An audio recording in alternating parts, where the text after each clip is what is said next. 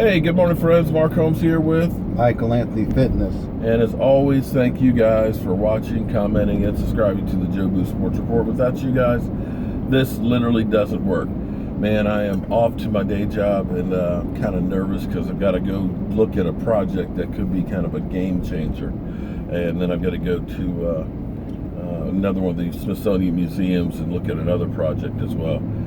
So, interesting thing. Today is Supplemental Draft Day.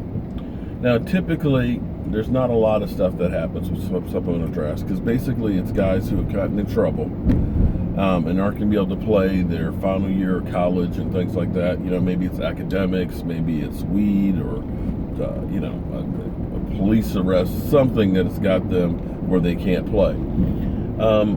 Some of the famous people who have been picked up, Chris Carter, Josh Gordon, and Terrell Pryor, so who's actually a buzz. You got one Hall of Famer out of the bunch there. But there's a guy from Virginia Tech, Adonis Alexander, 6 foot, great cover skills, and people compare him to Richard Sherman-like.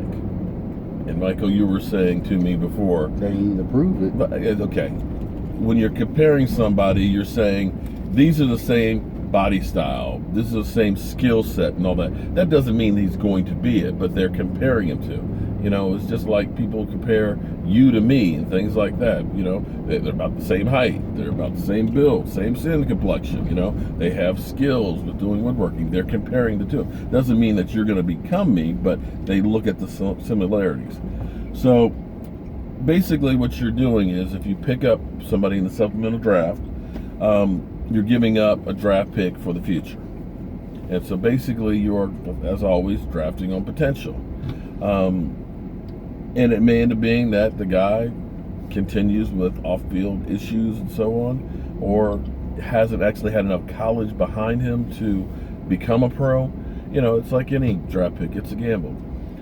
But there's usually not a whole lot of buzz on that. But on to our Cowboys, I got to tell you, the thing I have enjoyed most in this 5-week period leading up to training camp, and there's not much that I've enjoyed because there's nothing really to talk about, is the fact that on a daily basis you see our Cowboys where they're working out.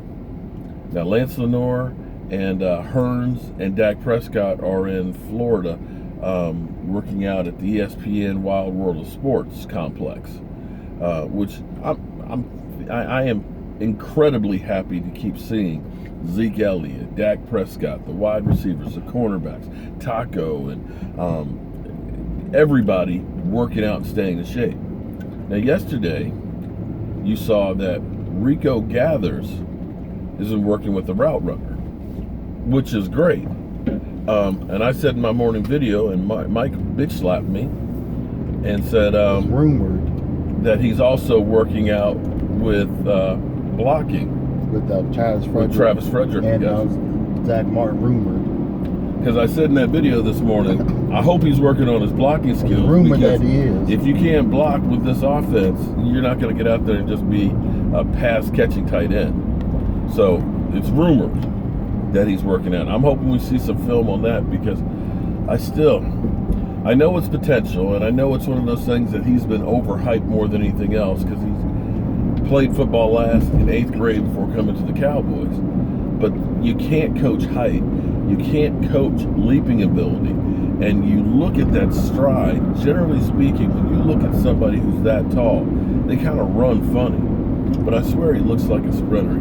I have hopes. That's because he played basketball. Yeah, but even take a look at some of the tall basketball players. They don't run fluidly. They look like it's painful when they run. Kind of like when I run now, It's not smooth. He has such a smooth stride down the field. And for him to be able to jump, 6'8", you get him against a 5'11" cornerback? We've seen that preseason. Yeah. That's a practice game. That's not a real game. Yeah, but you've seen that. Practice. Well, I'm not talking about the matchup problems. You've seen them in preseason. Yeah, but if you can't block, Well, it makes it that's automatically. So here's the thing: automatically, if you can't block and they know you're not going to even attempt to block with them, then that's the question mark. then you've made the team one-dimensional. So that's why you got to be able to block in this system. This team is a run-first, ball-control offense. Period. So still got hopes for him. He's 4th on the depth chart going into training camp, and we'll see if he moves up. That could change at the preseason. That could change. You know, let's find out if he is working out and blocking. I'm Mark Holmes. This is my son. Michael Anthony Fitness. And as always, we'll see you guys soon.